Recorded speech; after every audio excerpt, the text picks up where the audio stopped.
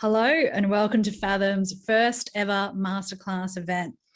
We're really thrilled you took time to join us for this forecasting masterclass and to come and hear from one of our fantastic Fathom customers, Ben Cooper. My name's Karen McNally. I'm a member of Team Fathom based in Brisbane, Australia. It's my pleasure to warmly welcome you. We hope you and yours are well. Thanks for tuning in wherever you are across the globe, live or on demand. It's really great to have you here. Now, we're really excited to launch this new masterclass format and to launch it exclusively to our customers. We've had huge interest in this masterclass package and we can see why. Masterclass by Fathom is about showcasing real-world examples that are both useful and insightful to help you use Fathom so you can achieve your purpose. Our aim is that you can do that with clarity and with confidence, and that's why we're thrilled to welcome Ben Cooper today. Ben is a growth advisor and he's the founder of Amplify. He's passionate about helping businesses succeed and he works closely with business owners to help them achieve their goals. I think you'll find Ben's enthusiasm radiate through the screen. I know you'll find his insights and his processes really useful to guide you as you dive into Fathom's forecasting function. Now, I think most people are logged in now. Just to sum up for today, we'll soon cross to Ben Cooper. He's in Indiana in the US, and he'll walk us through his 10-step process to build a forecast. A reminder to download the PDF guide that accompanies this webinar. That guide steps you through Ben's process and his valuable insights.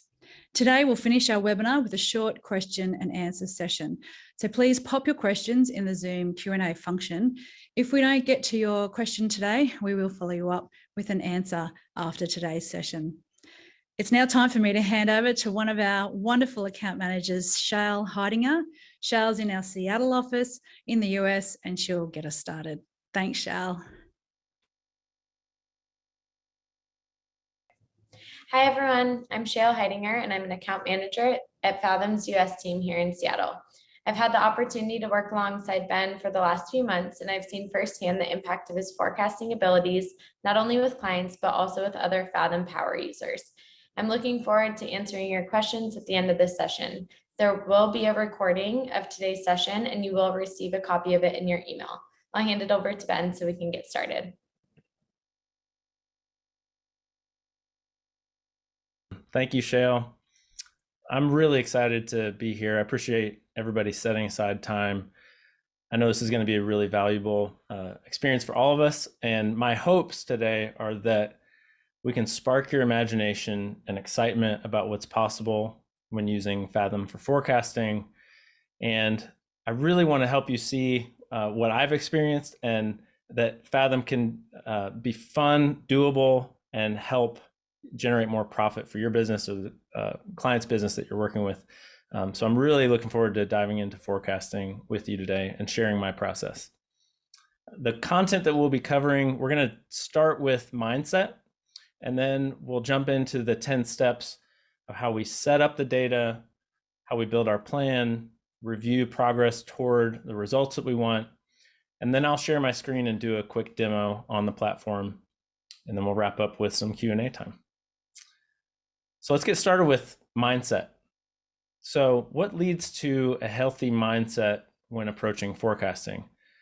I believe there are 4 key components that are represented by the acronym GROW, G-R-O-W. So the first, G represents guidance. You are not responsible to create a whole plan from scratch. It might feel that way when you're opening up Fathom and you're starting to build a forecast. It might feel a little bit overwhelming, but what's important to remember is that the primary building blocks are already available for you. And it starts with the vision and goals of the business owner. So I like to think of, where the business owner is really wanting to go, the guidance for ultimately where the forecast is going to lead. I think of that as kind of a flag in the distance. So all the decisions that we're going to be making in the forecast as we build it, it's to, in alignment with where the business owner really wants to go. The second building block that's really available for us is in the financials. So in the accounting system, we can find a lot of historical patterns and relationships that we can use and extrapolate into the future. So we don't have to just guess on certain values or relationships between variable costs and revenue, for instance. The third important piece here is the tool, and that's Fathom's forecasting section. And there are tons of great articles and help resources that are available in the Help Center. And the next piece is going to be the process, and that's what we're going to be diving into today. How we use and we put together a framework that we use to go from no forecast to a first forecast and a first general shape of a future picture for a business. And then the last piece is really your experience. Your wealth of expertise is kind of the glue that ties all of these different pieces together. And ultimately, what I've found is that business owners, once there's an objective picture that's presented and kind of being able to, be tied together with all of these different building blocks, then, really business owners are able to really find the insight and interpret what they really want to do. Yes, let's go that direction. Let's not go this direction. And as an advisor, my role is really to create and present a clear picture and provide some clarity. So the second letter in GROW is results. So who can control the future? That the positive outcomes and the hoped for results that we and the business owner that we're working with are, really painting a picture of. The outcomes are really ultimately driven by the performance of the business within the circumstances that they're going to encounter in the real world. So, there's so many variables that are out of our control. I think of, Mike Tyson's quote, "Everybody has a plan until you get punched in the face." And, what is running a business except, the feeling sometimes that you're getting punched in the face. So it's important to remember you don't have to carry the weight of making sure that everything plays out according to plan. Really, from a business owner's perspective, I heard a lot of times, this is having a picture is a lot better than having no picture and just guessing. And so that's results. Third letter is offer. So as I just mentioned, perfection isn't necessarily the expectation or the promise that needs to get made to the business owner. The forecast isn't, we don't have to put the expectation on the forecast either, that it needs to be, exactly accurate or precise to the point where we could turn it into the IRS. And, it's really a more fluid, dynamic, living, breathing picture. And as a musician, I like to think of it almost as it's a lot more like jazz than classical. Historical numbers, we can balance everything, we can put everything in the right categories and make it all make sense. And that's a little bit more like playing all the right notes. But once we look into the future, things get a little bit more flexible, and we're looking more at shapes than the promise that there's going to be exactly this dollar amount in the bank account 6 months from now. And then with the offer too, it's good to remember that as you're presenting a picture or forecast, or as you're building out this picture for them, the goal is not for you to look smart or intelligent or competent, as much as to help them see that there is a realistic picture that we can put together. And remember that it's their world that they're waking up to every day, that they're living in, and they're not showing up to the meeting to see the forecast to just remind you how smart or intelligent you might be in putting this picture together.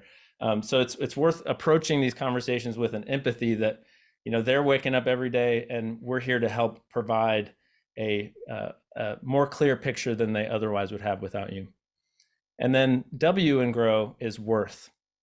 So as an advisor, your service can be a lot more affordable to a business owner than alternative options to get insights like this. And those could come from hiring a full-time CFO, or giving up equity even to an investor to get some kind of growth advisory.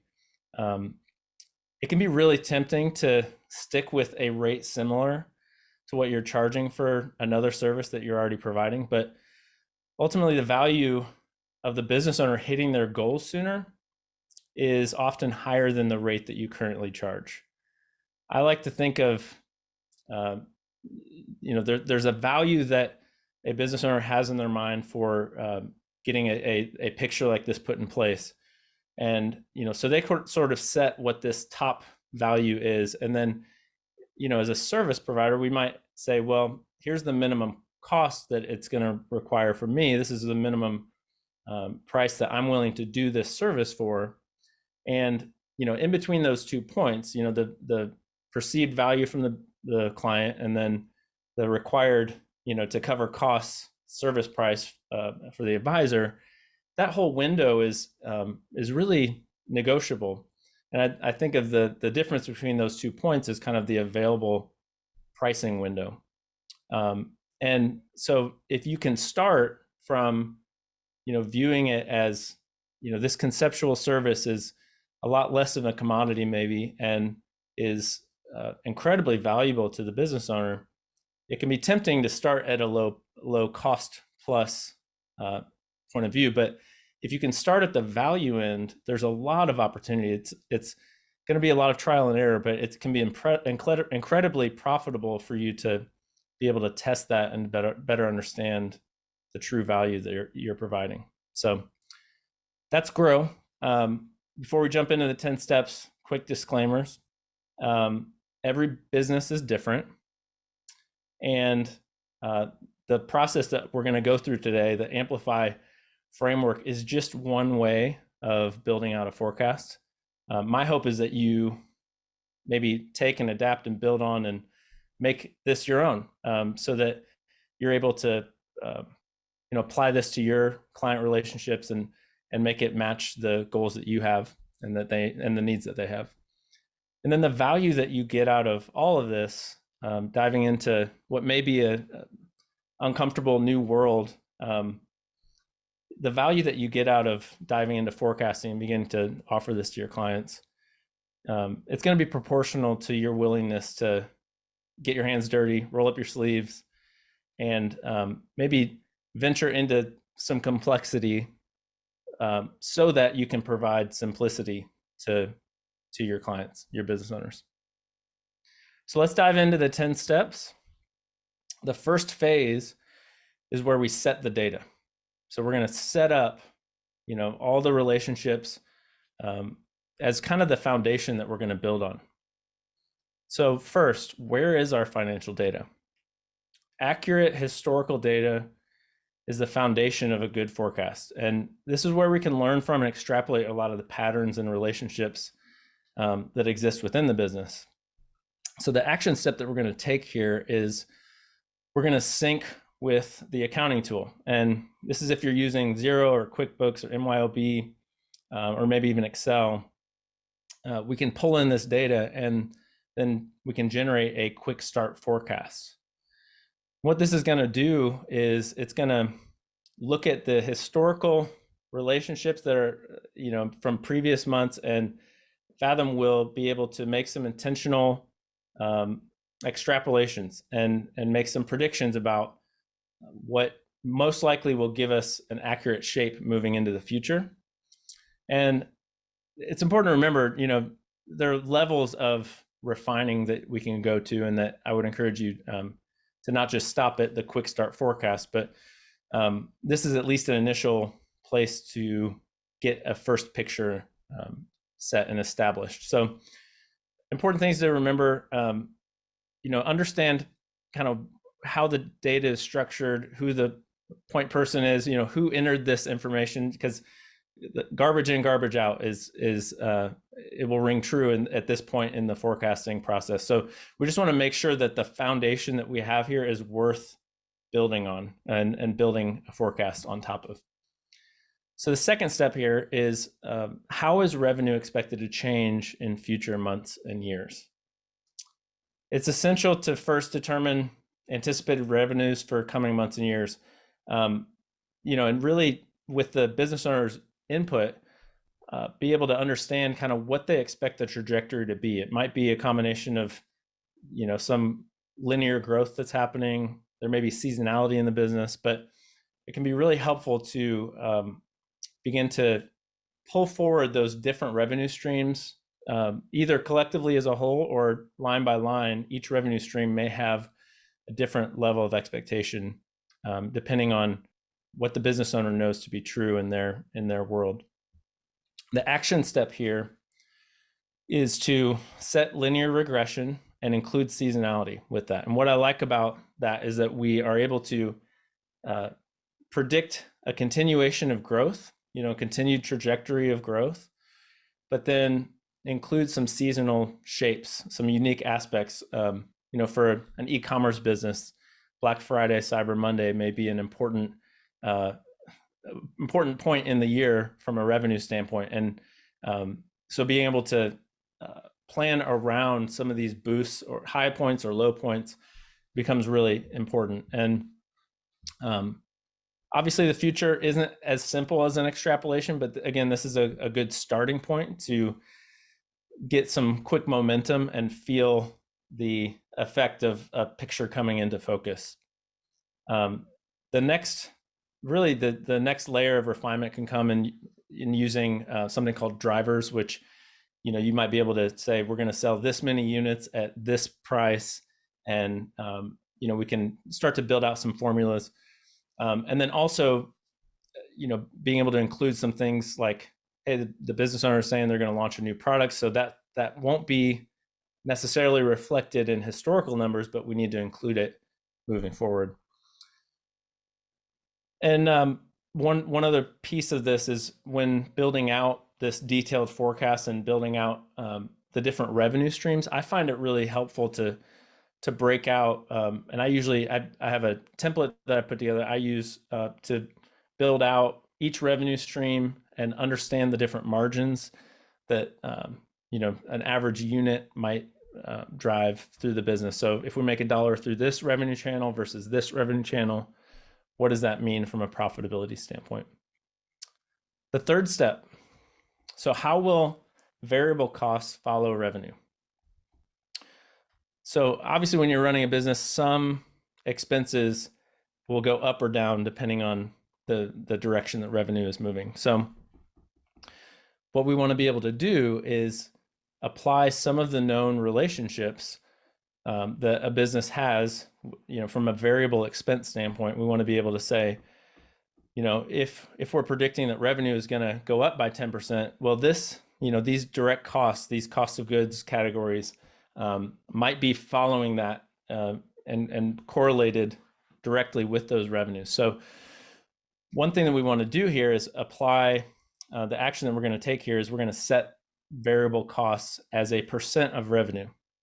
And again, it can be helpful to have a way to quickly drop some of the accounting data into a spreadsheet and see, like, okay, these variable expenses are generally 12.7% of revenue, for instance. And once you find that, then you can use that knowledge to come back into Fathom and apply a formula or a rule to a certain expense category line item and be able to extrapolate that so that it follows revenue as we continue to build out the plan.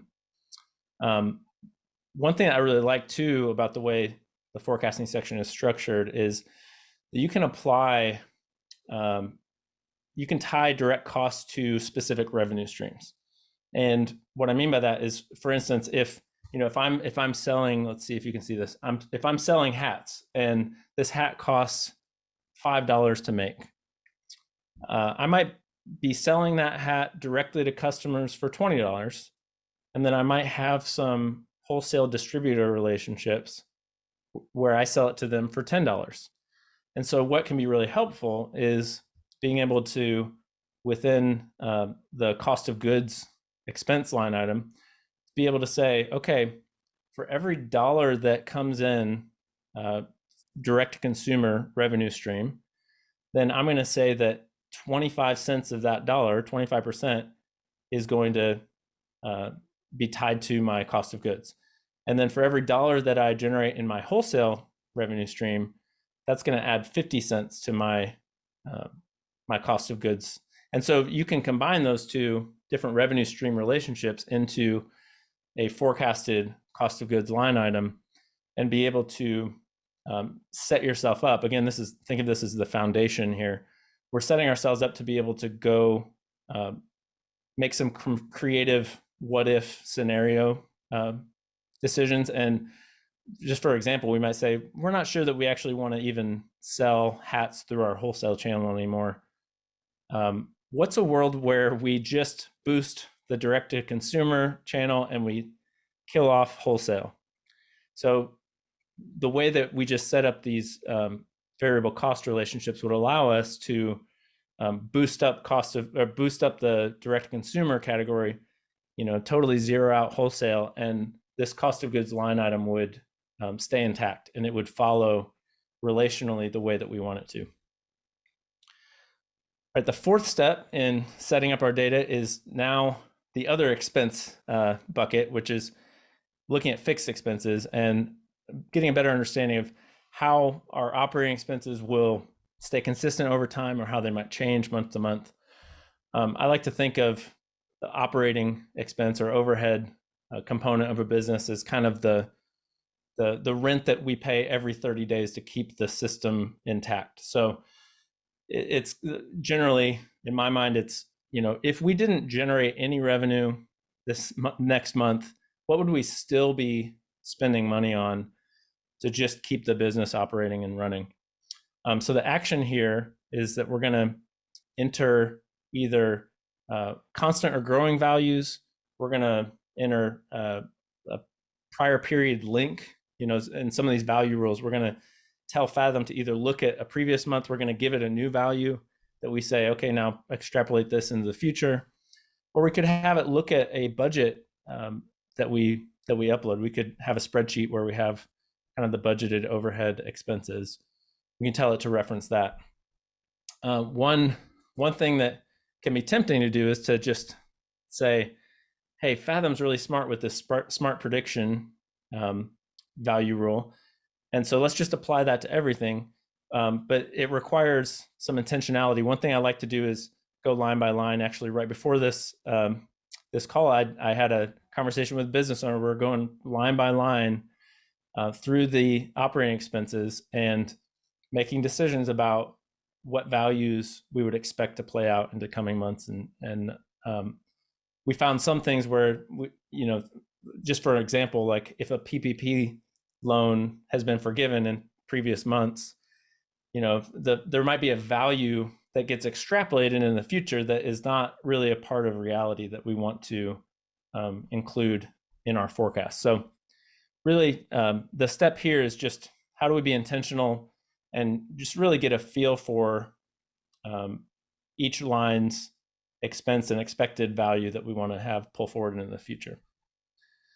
The last step here in setting our data relationships is, what is our expected tax rate? So really, there's so many variables that, depending on where you are and what type of industry you might be in, I would encourage you to get into the settings within the forecast section. This is the action step here. Get in and get a feel for the different types of taxes that you can apply here, and the number of variables that are at play. You just need to make sure that we're not getting an inaccurate expectation set. This is really important for the business owner, especially. We want to be able to trust the picture that is being built out here. And what I find is if we aren't intentionally including things with the how free cash gets utilized over time, then we can accidentally set an expectation for the business owner that, hey, you're going to have this much money in your bank account in 3 months, and it can be a little bit disappointing if we go, the reason it's not as high as we wanted was we forgot that there's this tax payment coming up or this balance sheet movement that we needed to account for. So that's phase one. So that's setting the data.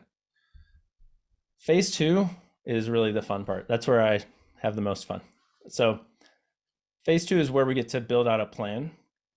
And just like I mentioned in the GROW acronym, so the guidance and the key building blocks that come when it's time to kind of design what we're building on top of this foundation that we just set, the first question we get to ask is, what big decisions are we considering? So what are the things that are kind of, that when the business owner is trying to fall asleep at night, what are the things that are keeping them awake, that they're kind of saying, how do I know, when I should hire this person, or should I buy this vehicle for the business, or should I take on this loan? These big kind of questions that have to do with hiring, or, things that aren't reflective of the past patterns that we just looked at. So it's kind of, if we think of, each of these big decisions as things that are, this is kind of new territory for the business, and we're not sure, if or when we should move forward with some of these big decisions. So things like taking on a loan, or hiring somebody, or buying a new asset, they have quantitative components that can be isolated. And if we think of, all the profit and loss movements, or all the dollar movements that come with hiring somebody, for example, then Fathom has a really powerful way that we can build these out. And that's in the micro forecast section. So the action step here is that we want to get in and actually create a micro forecast for each of these decisions that a business owner might be thinking about. And one neat example that I found it to be really helpful for is, it's not just, okay, here's an opportunity, it's an expense only type thing. It's the neat thing about micro forecasts is it allows for changes in incoming dollars as well as outgoing dollars. What I mean by that is, if you're hiring a salesperson, that salesperson is probably going to have, some expenses related to them, obviously, and it could be base pay, benefits, payroll taxes, a commission on revenue. But then there's also going to be that incoming revenue that they're getting that commission on, that we want to be able to see and incorporate into that isolated picture. We want to be able to see within this micro forecast, really, if we do hire this person and we're spending this much, and it takes them a little bit of time to ramp up and start generating revenue, when do we break even on this hire? When would it make sense to pull the trigger and bring them on board? These are the important things that the micro forecast can do, because it allows us to basically take all of in my opinion, the reason you might be laying awake at night thinking about, I don't know what to do. Should I move forward with this, or should I hold off on that? A lot of times it's because all of the variables that are swirling around in somebody's head, there's no place for those numbers to go. And micro forecasts become a place where you can enter a lot of the things that, and then begin to layer these different decisions on top of each other, and begin to see how they all, in a certain sequence that you might be thinking about, how they all work together and, play into the future picture. So what we've set up in the first phase of forecasting is kind of the foundation that we've extrapolated forward. And then in this first step of the planning phase, we get to start to layer on some of these new pieces that are really not going to be reflected in the past. I would encourage you to create categories as you're doing this, because each category can have its own color, and it's helpful to see, just in general, you can have a good number of micro forecasts all laid out over a timeline, and it's helpful to see those kind of color coordinated just to get a feel. The next step is, now we get to say, well, how do we know that a certain order is the way we want things to play out? How do we know that we're on track, that we're really making progress toward the bigger picture goals of the business owner? This is where we get to set the action. Here is we get to set a quick metric, or a handful of quick metrics that really show us, as in the roadmap view where we see all these micro forecasts, we get to drag these different decisions around, and we get to see how those interact and play together toward this end result that we really care about. One that I really like looking at is cash on hand. So if we're making decisions, and there's at the heart of some of these decisions is when can we afford to, fill in the blank with the micro forecast. I find this is really helpful to be able to see, well, assuming that the trajectory we're on from the business standpoint and all the assumptions that we're making in, this plan playing out a certain way, then, if we do things in these orders, then here's where we're going to be from a cash position. And it's not just so that we can always only self-finance from a cash perspective. It might be that, hey, here's the game plan. We're going to hire all these people. We're going to invest in these assets. We're in growth mode. And a helpful piece here might not be that we have to stay cash positive from the operating cash flow alone. It might be that we're able to identify when the cash balance goes negative, AKA when will we need to raise money or bring in outside capital, how much it goes negative. So that's, and what we would use that money for to bolster up. So we're really in building out this, a forecast in this way, we're able to intentionally have a picture in place that if we do need to go to a bank or an investor, for instance, we can show them a growth plan and they can see exactly how dollars will be spent, the impact of those dollars, how that will help the business continue to grow on its current trajectory. So what I also like is then, we have a lot of flexibility to make adjustments along the way. And as we learn certain things, we'll get into this in the review section, but we might find, hey, we're going to actually hold off on some of these things because last month our revenue wasn't what we thought it was going to be. So there's a lot of flexibility here. But one thing I also find is sometimes the goal isn't cash in the bank, just constantly increasing, or sometimes a business owner, somebody I talked to last week said, really my goal is I want to free up more of my time. So the critical resource for this business owner wasn't, I need more and more money in the bank. It was, I need more and more time on my calendar. And what we talked through was the quick metric that will help us know that we're moving toward that direction.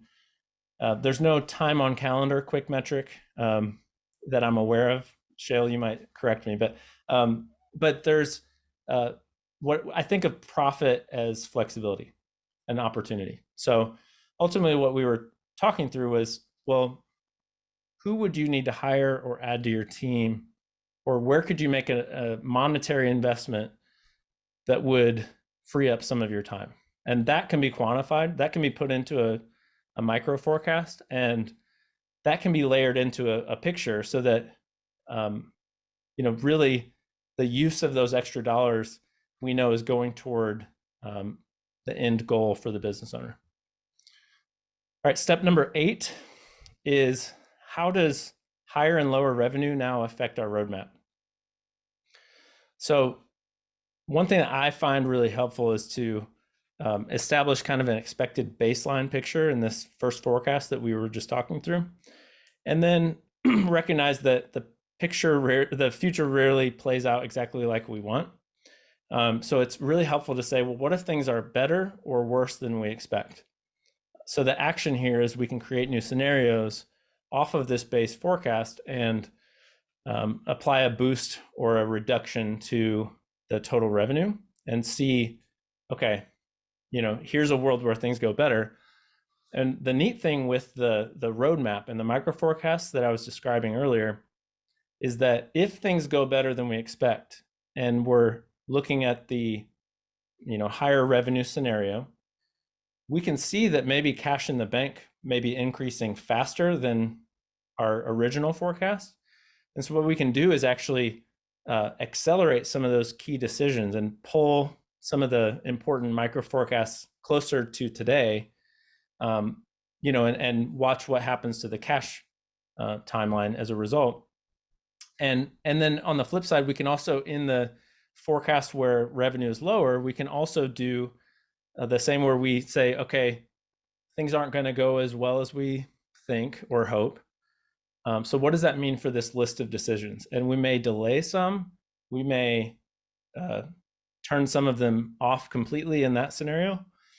But importantly, the way that Fathom is set up is that the timelines that are within each of those roadmaps are preserved within the scenario. So you can then go between the different scenarios and see the same decisions happening at different points in time. So what that tells me is I can have a playbook, a game plan to enter into the future. We can't obviously predict the future, but we can at least narrow the region of darkness. That was a phrase from grad school that I've carried with me. It's like we can at least put boundaries on what we think is going to happen. And in doing so, if things go better than we thought, then we have a game plan for that. If they go worse than we thought, we've already put intentional thought into that as well. Number 9, how will we know we're on track? So once we've set the expected upper and lower boundaries of revenue, we can go in and design a report in the report section. So this is the action we're going to take. There are some forecasting templates that you can explore and look at. There's so many options that it can be tempting to just let's include everything, but that can quickly become overwhelming. So I like to look at 3 specific visuals. One is the roadmap overview that lists out, the key decisions that were in our baseline that we're expecting to include in the coming months. And then secondly, I like to include the scenario revenue. So from each of the base, high, and low scenarios, I like to include all 3 revenue lines, and then also the cash on hand with those revenue lines the cash on hand from each of the scenarios. I like to see how those all kind of paint that range of outcomes. So what we end up with is kind of a high, mid, and low line generally. And I'll show that here in a live demo here in a second. Just a final tip with that is if you include too many visuals or too many things in this report, it can become overwhelming really quickly, and it can make things more confusing than clear, I guess. So the goal here is just to say, hey, what's pertinent to this forecasting conversation that we're having right now, and this is where we can see, okay, even when things don't go like we want, it's not catastrophic for my business. This is, or it might reveal that things could get bad, and if they do go this direction, we just need to objectively be aware of this is where things could be heading. And that's such a gift to a business owner, because they might have felt that internally, but not have been able to put numbers or words to that. Final phase in these 10 steps is, how are we performing against our plan? So each month after the books close, we have a great opportunity to see how the real world is lining up against our plan. And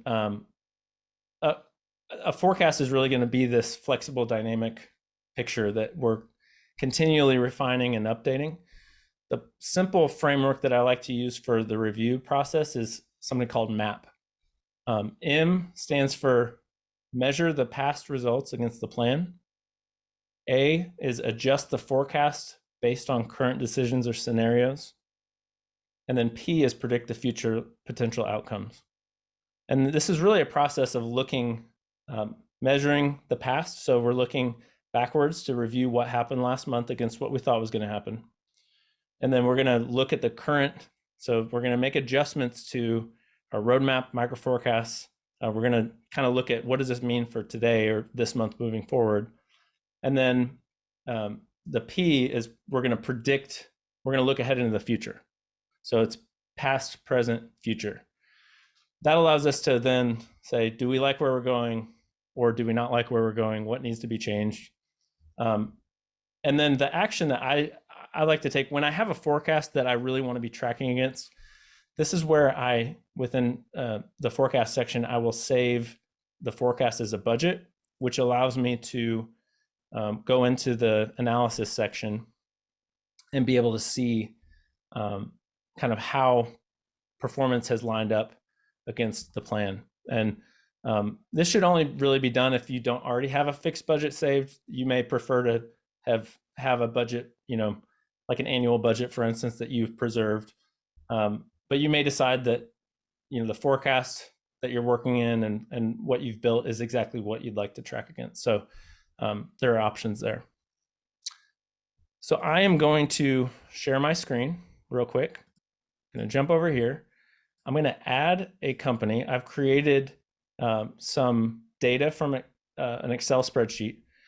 So I'm going to add this. I'm going to choose this file to upload. It's going to pull it in. And then what I'm going to be able to do is go right into the forecast section and get started with this quick start forecast. I'm going to drag my screen up there.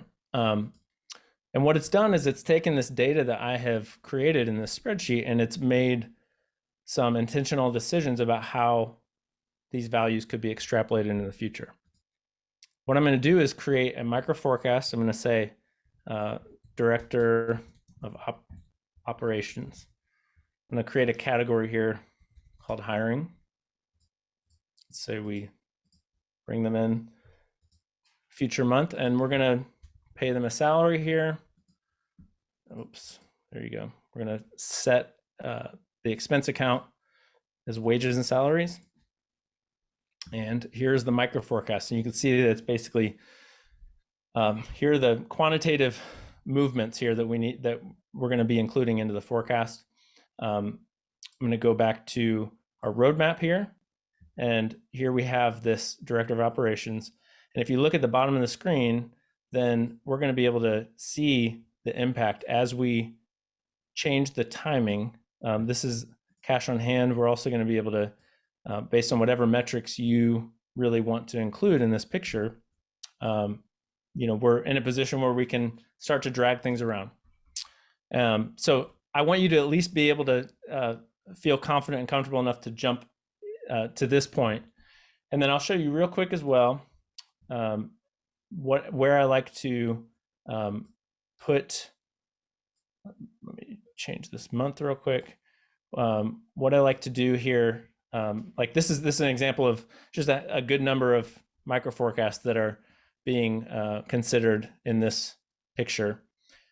This is the base forecast, but what I want to do is I'm going to show you the boosted revenue forecast. And what that does is it shows a different timeline of, so this is the base, and you can see in the higher revenue picture, we were able to accelerate some of those decisions. In the lower revenue picture, we're able to decelerate some of those. And where I love to look at these, again, is in this report center. This advanced forecast analysis is a good template that you could get in and play around with. But I'll show you real quick the three visuals that I described. One is this overall roadmap picture of the decisions. Another is the revenue from different scenarios. And then the third is the cash on hand in those scenarios. So this can be really helpful. The flow of reviewing each month, I like to start with the review of what happened in the past. And so in the analysis section, like I was showing you, we can look at what happened in the previous month versus what we had budgeted or what we expected to happen. So this is measuring the past. That's the MAP acronym. We can go from, okay, what did we learn here? What needs to change? We can go to our forecast then and look at what adjustments we might want to make in this month's forecast moving forward. And then ultimately, then we can go back to that report section and see the trajectories, the range of outcomes that this sets us up for. So those are the 10 steps, along with a quick demonstration. Again, my hope is that you are really encouraged and excited to jump in for yourself. I want you to see how fun and doable and profitable forecasting in Fathom can be. It's been a game changer for me. I spent way too many years in spreadsheet world, and this has been a huge win for the clients that I'm working with, and then also for me, the processes on the back end, just creating consistency and repeatability for me. So thank you guys so much for your time, and I'll turn it back over to the Fathom team.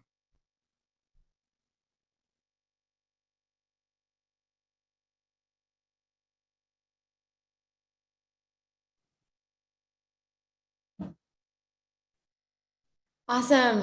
That was good stuff, Ben. Thanks so much for walking us through your process. Throughout the session, we've received quite a few questions, as you can imagine. So I'd love to just take a few minutes to address those with you. Are you ready to dive in? Absolutely.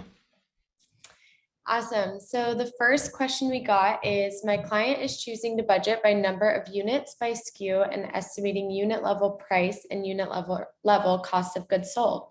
Is there a way to tie the forecast revenue and cost of goods sold to a calculation that would allow the number of units as well as unit per price and cost to be adjusted as an estimate?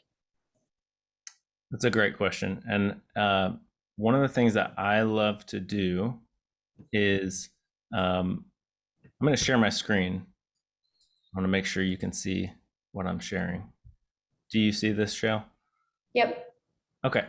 So what I feel is really important is to not just, accept a rolled up revenue number or rolled up cost of goods number that is going to be imported in through the accounting data connection. What I feel is really helpful is to be able to zoom in to the unit level or revenue stream level, recognizing that the variety of ways that a business might generate dollars and how those dollars flow through the business could vary depending on, which channels or which methods they're selling. So the way that I think of the different parts of Fathom working together, where we're going to really get to the granular level and where this is kind of that refining process where things get more accurate instead of just a kind of a pure extrapolation or an averaging of total revenue. It's the drivers section. So drivers, in my opinion, are really where we can harness some of the power of something like Excel or spreadsheets, where we can build formulas and we can apply different variables and have those work together to generate a value. So what we walked through today really as the first step of kind of get an initial picture built out and kind of get a first shape, really that's bringing in the historical data, allowing Fathom through the quick start forecast to apply some value rules that kind of make sense, and then getting this output, this financial forecast picture. But what we also know that we can do within Fathom is apply formulas, and we can use something in the forecast section. There's this category called drivers, and this is where we can, pull in and build out whatever variables we want to be driving something like revenue.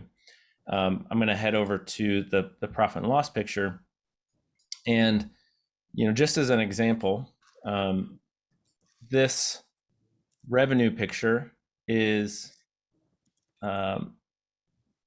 driven. I'm going to actually go down to cost of goods. We're going to see over here basically a formula that is referencing four different drivers, or a few different drivers. So one is going to be looking at how many dollars are coming in. This is kind of the hat example that I used in the webinar, where we have a certain amount of dollars coming in through this direct consumer revenue stream, and then we can multiply that by this driver that we have here. It's COGS as a percent of direct revenue, and then add the wholesale revenue multiplied by the COGS as a percent of wholesale revenue. what I'm getting at here is that basically we are able to incorporate values that we and assumptions that we might have around number of units that we're selling, how much we're generating from a revenue standpoint per unit, and then also on the cost of goods side, do the same thing.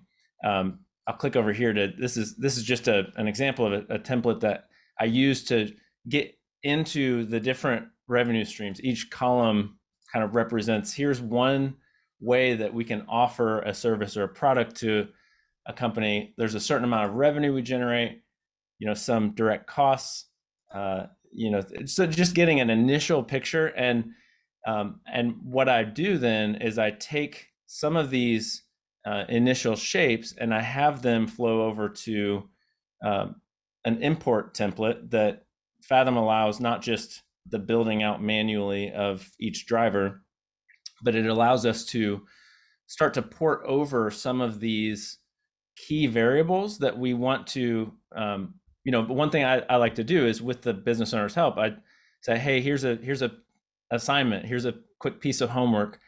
I need your input on, what you're selling, how many units you expect to be selling each month. And that begins to give us a picture of, okay, if we're going to be selling, 4 units of product 1 per month, then we can get to a revenue value of, in Fathom, we can get into Fathom and say, okay, for this revenue stream, we're going to say it's 4 of this driver for this month times, the $650 per unit that we're going to generate. And in doing so, then we are able to put a more granular picture together. So it's not just, we're assuming that we're going to slap on a 10% growth over this next year. And the reason all of this is important, the reason drivers become really, really valuable, I'll go back to this visual, is because the value rules that we have set, and some of those include referencing the drivers. The value rules can also just be the averaging of a historical pattern or shape. But when we do include some of these drivers, and we end up building out, this red section represents a scenario, we can actually then duplicate our base forecast and get into another scenario where the driver value, we could say, well, what if we charged $850 per unit instead of $650? What would that do?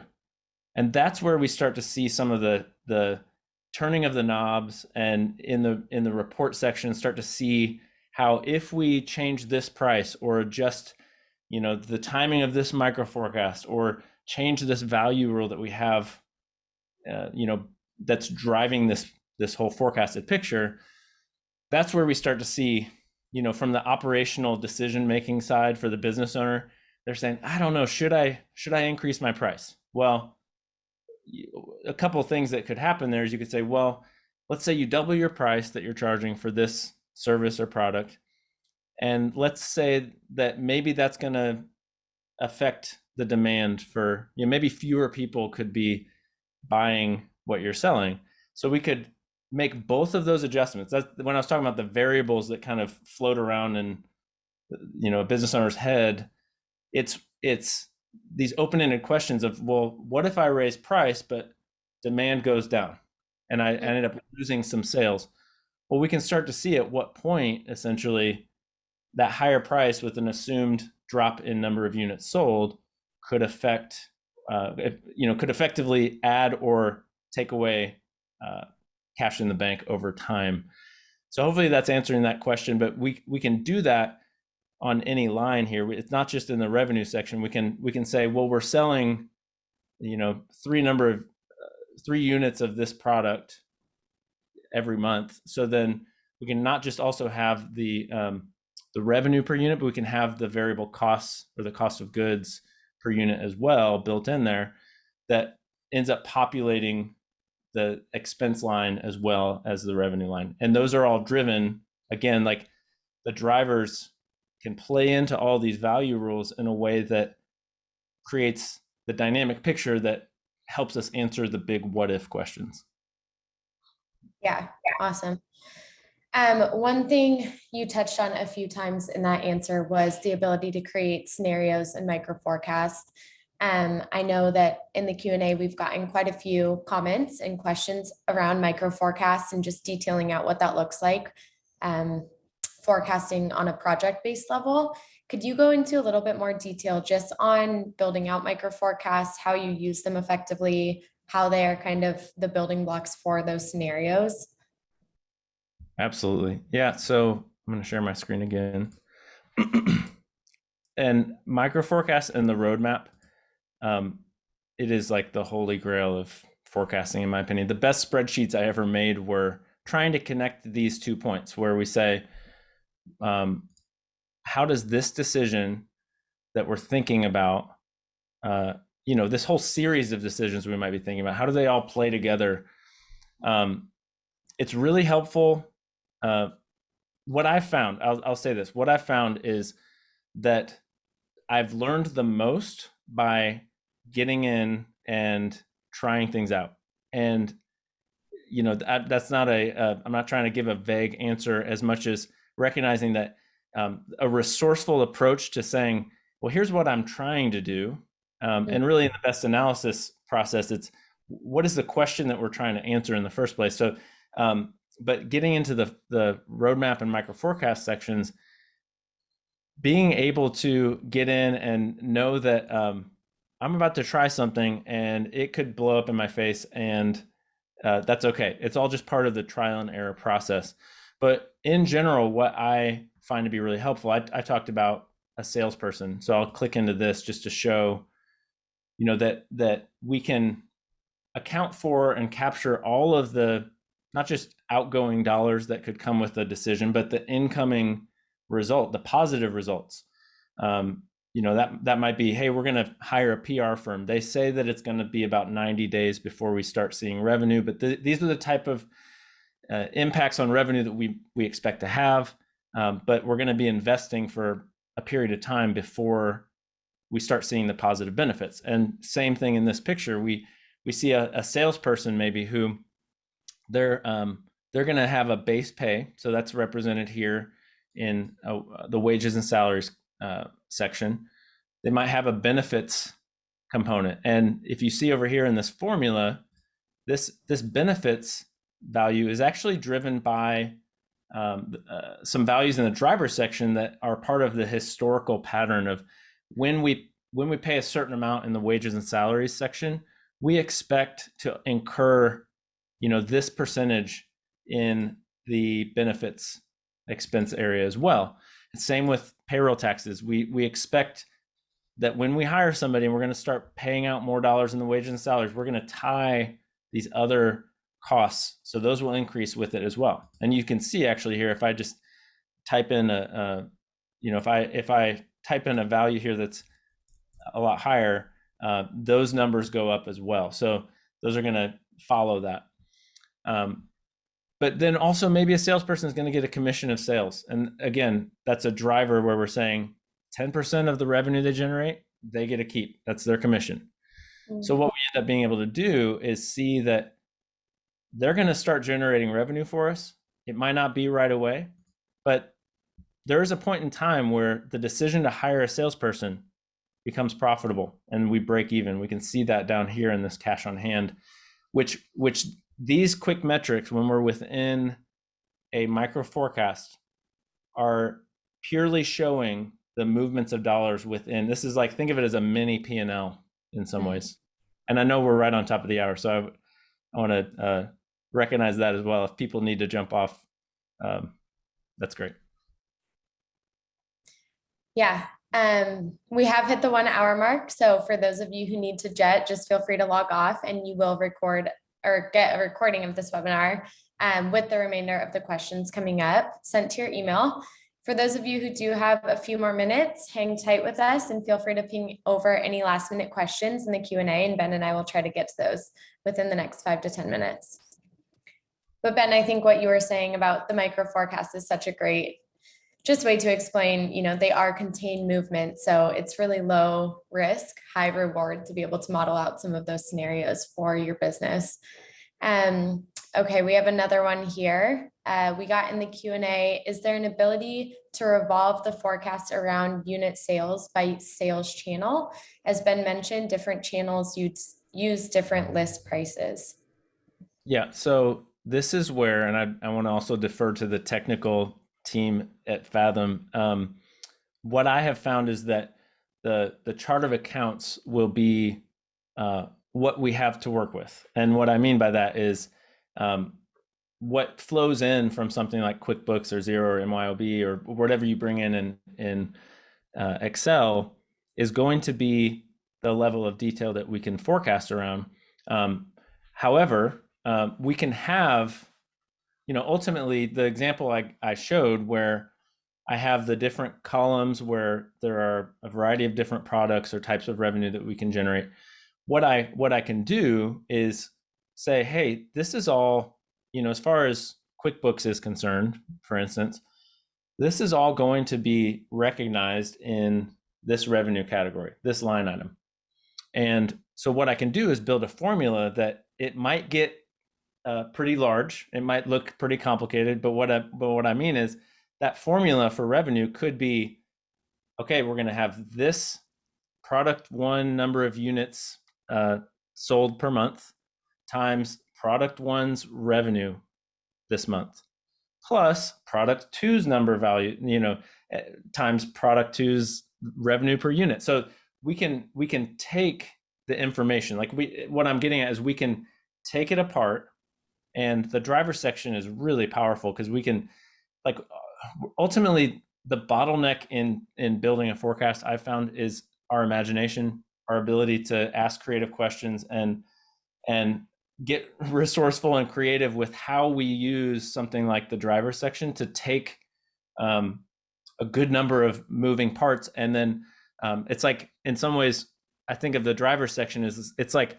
we have gone in and taken what is a cumulative value of past revenue, and instead of just pulling that forward into the future blindly, we're untangling that and we're putting it into the form, we're separating. It's like a big bowl of spaghetti or something. We're separating each noodle out, and what we're doing in the driver section is then we're putting those back together. And what we're able to do is say, we want to see what we can control. We want to see what we have the ability to influence here. And then the other thing is when there is a new type of expense or revenue line, you can also create a future account. You can create something that may not exist in historical, because that's important. If you might be thinking about taking a new direction, or your client might be taking a new direction, and the result of them considering a big decision could be that, well, there's no place in historical accounting chart of accounts to really even categorize that. So what are we going to do with, instead of being limited? That's one thing I really like, is we're not limited to only allow things to fit cleanly into pre-existing chart of accounts categories, but we can actually, again, get creative and say, hey, this doesn't exist yet, but once it does show up in the accounting category or accounting chart of accounts, it's going to be, we're going to have a chance to link it up in the future. And when that category actually exists, when real dollars are starting to flow through that and categorized in the accounting system, then we're able to sync those up and link them together in the future. Yeah. And I think one thing you've also touched on in this webinar is just kind of the difference between a stagnant budget and a fluid forecast. So if you wanted to just kind of touch a little bit more on the difference between, budgeting with your clients at the beginning of a new year versus building out a client forecast together, and some of, what is that difference, and how might that bring value to business owners and advisors that otherwise a budget that you just create and have at the beginning of the year wouldn't? Yeah. There's an adage, just like the garbage in, garbage out kind of thinking, that every forecast or budget that gets created is out of date as soon as it's finished, right? There's kind of this feeling that we get an idea of the future, and this can be really important and really helpful to put some guardrails around where we think we're going to spend. That can obviously have benefits to it. And so what I find to be helpful is when we sit, and I'm doing this with a client right now, when we are looking ahead at the beginning of a new year and we want to say, this is the path that we want to follow. This is our assumed, it could be the base forecast, it could be a scenario that we've created. Then we can take that step to save the forecast as a budget and say, this is what, at the end of every month, we really want to be comparing our performance against this plan.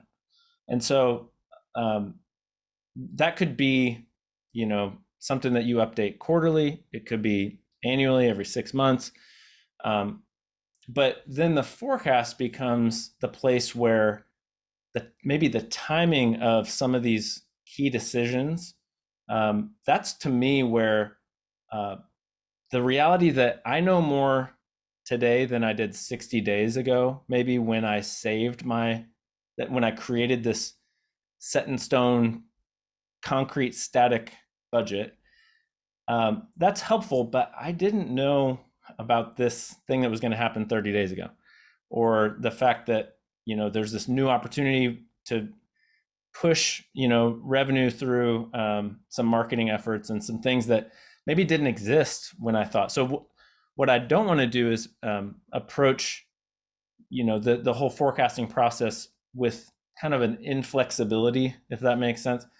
I need to stay open-handed to recognize that there's always going to be new information. That's where I personally see a ton of value in that monthly map conversation, that check-in where we look at the past, what happened, update the current, look ahead to the future.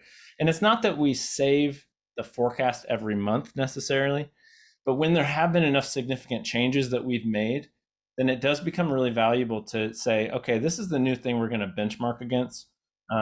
Because what I don't want to do is say, we didn't plan on pursuing that opportunity, so we're not going to spend money there.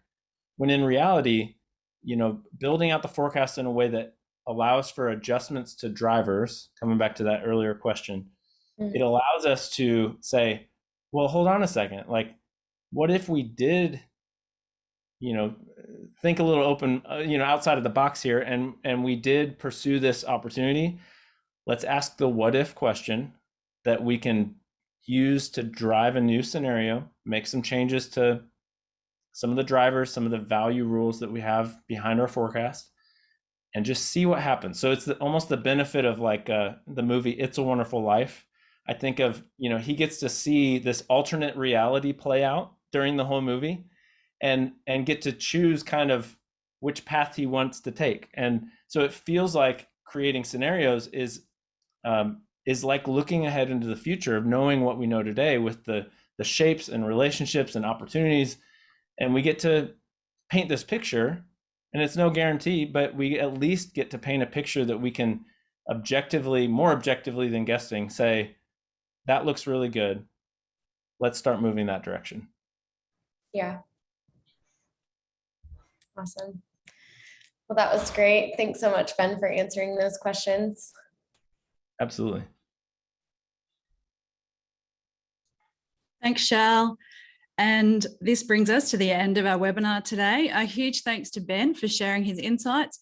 Hopefully that sparked some excitement around where you can take forecasting as an advisor, a business manager, or a business owner. Now, lots of questions came through in the Q&A. We'll follow up any unanswered questions for you. Feel free to reach out to our wonderful customer teams. They are ready and willing to help you out. They're here to talk you through forecasting and any of our Fathom facets. They're also really great people to talk to as well. Don't forget, we will email you a link to today's recording, as well as a link to the guide. In the guide, you'll also find some links to other resources that we have on forecasting. There's the Forecasting 101 series. That's been done by our resident chartered accountant, Anthony Gomez, and that will also help you dive into the forecasting tool. So now it's time for me to sign off. On behalf of the whole Fathom team, thank you very much for joining us today. And we do hope you have a brilliant rest of your day. Thanks, everyone.